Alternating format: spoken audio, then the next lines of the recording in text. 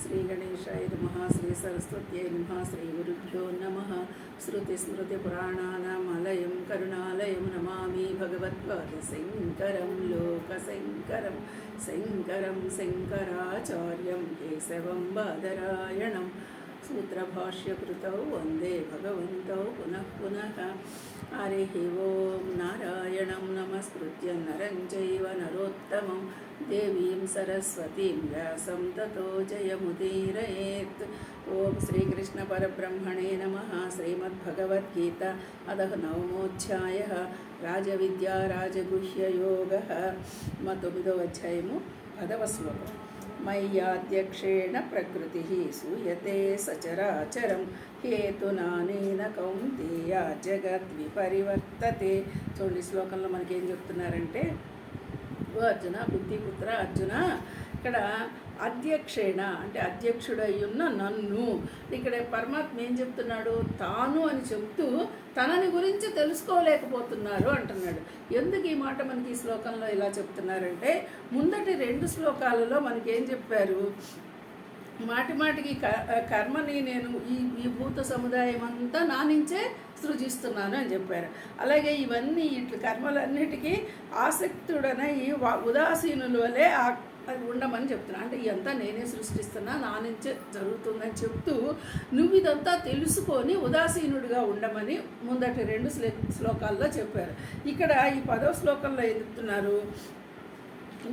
నన్ను గుర్తించలేకపోతున్నారయ్యా, నన్ను గుర్తించలేకపోతున్నారు. ఎందుకు గుర్తించలేకపోతున్నారు? వీటిలన్నిటికీ నేనే అధ్యక్షుడిని, నా ద్వారానే ఇవన్నీ జరుగుతున్నాయి.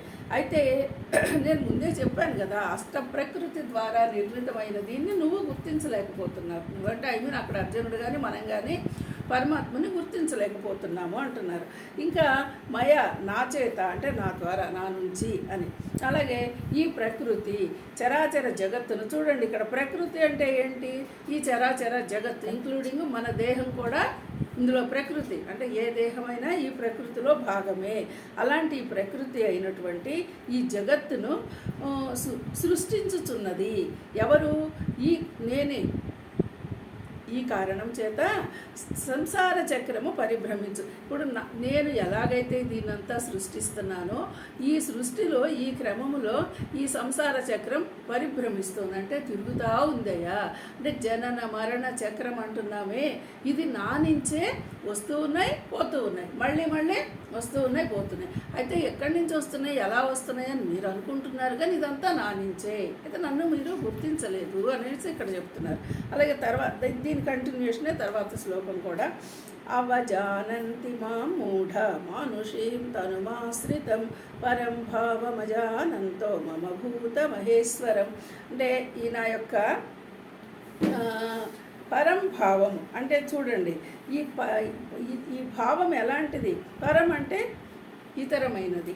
మరి ఆ భావము ఎరుగని వారే. ఇతరమైన భావం ఎరుగని వారు అంటే నన్ను గురించి. ఇప్పుడు చూడండి, పరావిద్య అపరావిద్య అని మనము 2 రకాలుగా తెలుసుకుంటున్నాము. ఈ పరావిద్య అంటే పరమాత్మని గురించి మనం తెలుసుకునేది పరబ్రహ్మ, పరమాత్మ, పర అని వచ్చిందంతా ఈ పరమాత్మని గురించి మనం తెలుసుకోవడం. అపర అంటే మన చుట్టూ ఉన్నటువంటి వాటిని గురించి తెలుసుకోవడం. భగవంతుని గురించి తెలుసుకోవటమేమో మనకు తెలియని విషయాలని పరమాత్మ గురించి మనం తెలుసుకున్నాం. మన చుట్టూ ఉన్న విషయాలు ఏముంది? ప్రకృతిలో మనకు తెలుస్తున్నాయి కదా, ఎన్ని రకాల విద్యలు. ఈ పరభావమును ఎరుగని వారై అంటే నన్ను గురించి తెలియని వారై మీరు. అంటే నన్ను గురించి తెలియని వారై మూఢులు, అజ్ఞానులుగా ఉన్నారు. ఎందుకు మనం తెలుసుకోలేకపోతున్నాము? పరావిద్య మనకు అర్థం కావట్లా. పరమాత్మ గురించి బోధిస్తూ ఉంటే, ఆత్మవిద్య అంటుంటే మనకు అది తెలియటంలా. కాబట్టి మీరు గుర్తించలేకపోతున్నారు. ఇక్కడ చూడండి, మూఢులుగా, అజ్ఞానులుగా ఉంటున్నారు. భూత మహేశ్వరం అంటే సకల ప్రాణులను మహేశ్వరుడును. అంటే ఇక్కడ చూడండి, భూతము అంటే ప్రాణులు, అన్ని ప్రాణులు. మహేశ్వరుడను అయినటువంటి మానుషీము లోక కళ్యాణార్థము. చూడండి, ఈ సర్వప్రాణుల యొక్క లోక కళ్యాణార్థము నేను మనుష్య శరీరమును స్వీకరించిన వాడను. అంటే ఇప్పుడు ఇక్కడ కృష్ణ భగవాను ఉద్దేశం ఏంటి? నేను ఏదో ఒక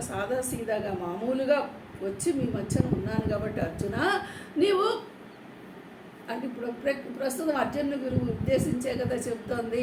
నేనేదో మామూలుగా ఉన్నాను, మనుష్య రూపం ధరించాను, నన్ను నీవు గుర్తించట్లేదయ్యా, ఇదంతా జరుగుతుంది నా నుంచే అని ఇక్కడ ఈ రహస్యాన్ని విప్పి చెప్తూ ఉన్నాడు. అలాగే ఈ మానుష శరీరమును ఆశ్రయించి, అంటే దాన్ని ధరించిన వాడను స్వీకరించిన వాడినైనాను, అందువల్ల నన్ను అవజానంతి తక్కువగా ఊహిస్తున్నావు. నేను కూడా తర్వాత ఇంకో శ్లోకంలో అంటాడు కదా, శయ్యాసన భోజనేశ్వరి నువ్వు నా వాడవే నా సకుడివే అనుకున్నానని అంటాడు కదా.